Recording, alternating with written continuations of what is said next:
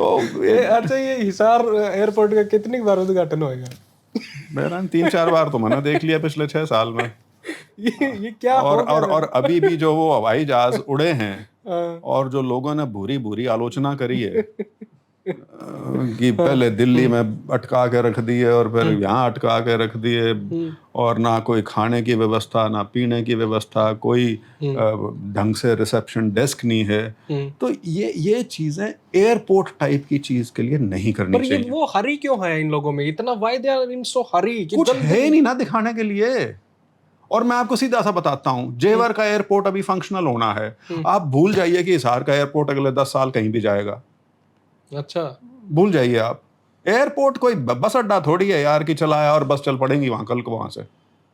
ये डेवलप होगा भी तो, और उसमें मेरे कोई आपत्ति नहीं। कार्गो होगा, अच्छा, कार्गो होगा, ये जो एमटीओ बोलते हैं, मतलब जो आपका एक तो ट्रेनिंग के लिए और दूसरा जो मेंटेनेंस रिपेयर वगैरह होती है, एमआरओ जिसको बोलते हैं, वो टाइप की चीजें आएंगी यहाँ पे। तो लोगों को लेकिन उन चीजों से कोई वास्ता नहीं है। लोगों को तो ये हवाई जहाज में बैठ के कब उड़ेंगे हम, हाँ, वो तो नहीं उड़ते अभी। हाँ, वो तो यहीं उड़ेंगे, मतलब उड़ेंगे भी तो हिसार से दिल्ली, दिल्ली से अयोध्या, हिसार से चंडीगढ़, बस यही है उद्घाटन की और आपने पढ़ा हो 18 आदमी थे हाँ, जो दिल्ली वाली फ्लाइट थी 72 के एयरक्राफ्ट में, 18 व्यक्ति थे। आपको पता है ये एयरपोर्ट पिछली बार जब उद्घाटन हुआ था कैसे चलाया था? नहीं, मुझे नहीं आइडिया। एक वहां के नेता ने दफ्तर खोला था, लोगों को बुला बुला के टिकटें दे दे के हवाई जहाज में बैठाने के लिए, हाँ, कि यूं लगे कि एयरपोर्ट चालू हो गया, क्योंकि उसका उद्घाटन सीएम साहब ने कर दिया था।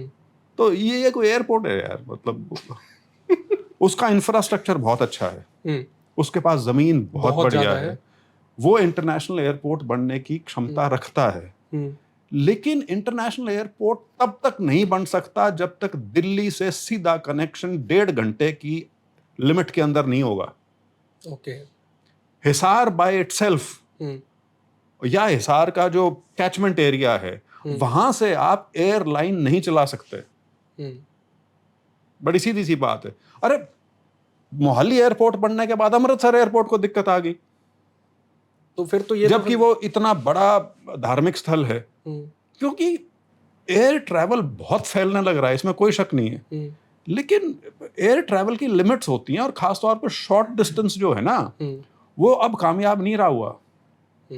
पूरे यूरोप में जहां भी हाई स्पीड ट्रेन आ गई है, वहां पे 30, 35, 40 मिनट की जो फ्लाइट्स हैं वो फेल हो गई हैं सारी की सारी। हाँ, ये भी है, क्योंकि आपको घर से एयरपोर्ट जाने में वहां 1 घंटा, सवा घंटे की वेटिंग में, और फिर वहां एयरपोर्ट दूसरे स्टेशन पर जाके अपने घर जाना है, दफ्तर जाना है, जहां भी जाना है, वो समय उतना ही लगता है जो आप ट्रेन में लगाते हो, और 1/3 कॉस्ट पे। ये तो इंटरनेशनल एयरपोर्ट पैसेंजर का, यदि हिसार वाले सोचते हैं कि एक सच्चाई बन गई है, वो नहीं है। उसको आज के दिन भी कोई इंटरनेशनल एयरपोर्ट नहीं बोल रहा।